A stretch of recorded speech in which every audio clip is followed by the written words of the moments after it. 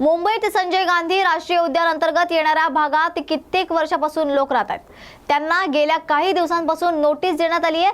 विशेष म्हणजे येथील गाळेधारकांना नोटीस देण्यात आली आहे की त्यांना कोर्टामध्ये जामीन घेऊन आपले कागदपत्र सादर करा असंही आदेश देण्यात येत आहे। तर त्याच्याच विरोधात आज काही शिष्टमंडळांना घेऊन शिवसेना नेते आणि प्रवक्ते संजय निरुपम यांनी संजय गांधी राष्ट्रीय उद्यानचे मुख्य संरक्षक मल्लिकार्जुन यांना भेटून चर्चा केली। तर त्या चर्चेमधून असं निष्पन्न झालं आहे की त्यांचे घर आहे तोपर्यंत त्यांना त्या विभागातील नागरिकांना शिफ्टिंग मिळत नाहीये, तोपर्यंत त्यांची घरं तुटणार नाही असं आश्वासन देखील मल्लिकार्जुन यांनी यावेळी दिलंय। दिंडोशी विभागात आणि नॅशनल पार्क मधील काही लोकांना वन विभागाकडून नोटीस देण्यात आली आहे अशी माहिती संजय निरुपम यांनी दिली आहे। तर लोकांमध्ये दहशत आहे की त्यांची घरं तुटतील। काही लोक इथे 35 ते 40 वर्षापासून राहतात। नहीं किधर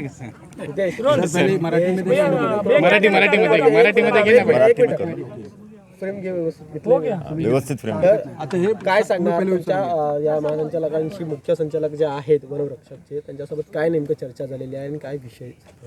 असं आहे की दिंडोशी विभागात आणि नॅशनल पार्कच्या हद्दीमध्ये राहणारे जो लोक आहेत त्यांना गेल्या काही दिवसापासून वन विभागातर्फे नोटीस जात आहे आणि नोटीसमुळे एक लोकांमध्ये भयंकर एक दहशती निर्माण झालेली आहे आणि त्यांना असं वाटतो की त्यांच्या घराचं आता डिमोलिशन होईल। आणि या विभागात राहणारे जे लोक आहेत 30-30, 35-35 वर्षापासून राहत आहेत आणि काही लोक असं आहेत ज्यांनी 7,000 रुपये भरून त्यांच्याकडे पावती आहे आणि महाराष्ट्र शासनाने त्यांना 2008 म्हणजे 2007 मध्ये असा एक कमिटमेंट दिलं होतं की आम्ही तुम्हाला शिफ्टिंग देणार, जोपर्यंत शिफ्टिंग देत नाही तोपर्यंत तुम्ही तिकडे राहू शकता। आता त्या सगळ्या लोकांमध्ये एक भीती निर्माण झालेला आहे की आता त्यांच्या घर तुटणार। तर हा विषय घेऊन आज आम्ही मुख्य वन संरक्षक आहेत आमचे विभागाचे त्यांच्या आज आम्ही भेटलो एक शिष्टमंडळ घेऊन आणि त्यांच्या समोर हा विषय ठेवला आणि याचा आज क्लिअर झालेला आहे कोणाच्याही घराच्या डिमोलिशन होत नाही, कोणाच्याही घराच्या डिमोलिशन होईल नाही। फक्त एक सर्वेचं काम चालू आहे आणि हा चांगला काम आहे। हायकोर्टने असा आदेश दिलेला आहे की तुमच्या विभागात तुमच्या परिसरात किती लोक कसा राहत आहेत आणि किती वर्षापासून राहतात त्यांच्या कागदपत्र तुम्ही घ्या। तो सर्वांना मी विनंती करतो की तुम्ही जे समजा दिंडोशीमध्ये, केतकीपाडामध्ये, कांदिवलीमध्ये, मगठाणामध्ये राहता तर तुम्ही तुमच्या जो नोटीस आलेला आहे नोटीसचा रिप्लाय द्या आणि तुमच्याकडे जे काही कागदपत्र आहे तुम्ही सबमिट करा। एकदा सबमिट झाल्यानंतर शासनतर्फे एक धोरणात्मक निर्णय होईल। आता निर्णयाचे नंतर काहीतरी होईल। जोपर्यंत सर्वांना शिफ्टिंग भेटत नाही तोपर्यंत कोणाच्याही घर तुटणार नाही। एक विषय असा आहे की 2011 पर्यंत जेवढे घर आहेत त्याला शासनाने मान्यता दिलेली आहे आणि 2011च्या नंतरचे जो घर आहेत त्या घराबद्दल शासनातर्फे काही निर्णय होईल। जोपर्यंत निर्णय होत नाही तोपर्यंत त्यांच्या डिमोलिशन होऊ शकतं। पण असे काही कमी लोक आहेत।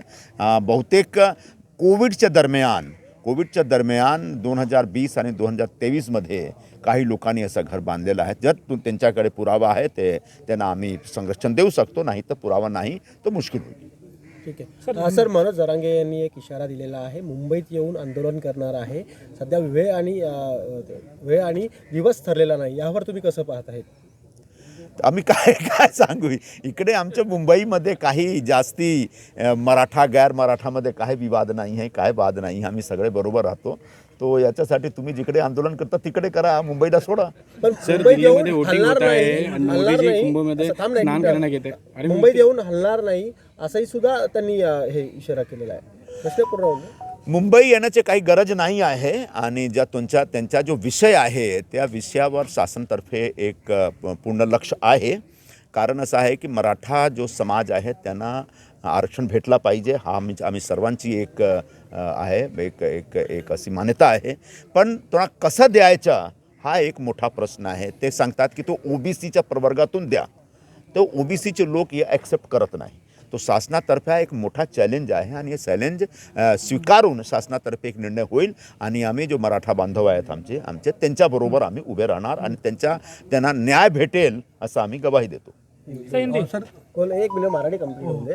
सर दिल्लीमध्ये वोटिंग आहे आणि मोदीजी आज कुंभस्नानाला गेलेले ते विरोधकांना काही त्याच्यावरती प्रश्न निर्माण करण्यात आले होते त्याबद्दल आज एक महत्त्वाचा दिवस आहे म्हणजे महाकुंभमध्ये 5 फेब्रुवारी म्हणजे एक शाही स्नानचा दिवस आहे. ह्या दिवसचा एक संधी घेऊन आमचे पंतप्रधान तिकडे गेलेले आहेत आणि जो त्यांचे विरोधी आमचे विरोधी आहेत त्यांच्या पोटात काहीतरी प्रॉब्लेम होत आहे तर त्यांची प्रॉब्लेम आहे.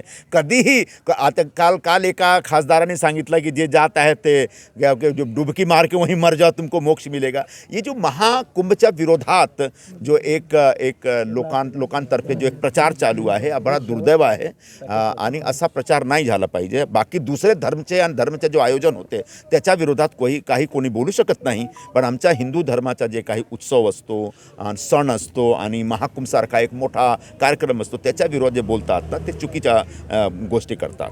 दिल्लीमध्ये निवडणुकी एक विषय आहे पण महाकुंभ एक दुसरा विषय आहे. महाकुंभ दिल्लीमध्ये निवडणूक आज होत आहे. महाकुंभ 1000-2000 वर्षापासून चालू आहे. त्याला तुम्ही दिल्ली निवडणुकीचे जोडू नका. सर एक शेवटचा प्रश्न. अभिनेते राहुल सोलापूरकरांनी यांनी छत्रपती शिवाजी महाराजांच्या आग्र्याहून सुटक्याच्या प्रसंगाबद्दल आक्षेप विधान केलेला आहे. यावर तुम्ही कसं पाहत आहे? सध्या राजकीय टीका अनेक होत आहेत. काय मला समजलं नाही तुमचं. अभिनेते राहुल सोलापूरकर सुटका झाली यांनी ते तथ्याने असं त्यांच्याकडनं काहीतरी अभिनेते राहुल सोलापूरकर त्यांची सुटका झाली आहे.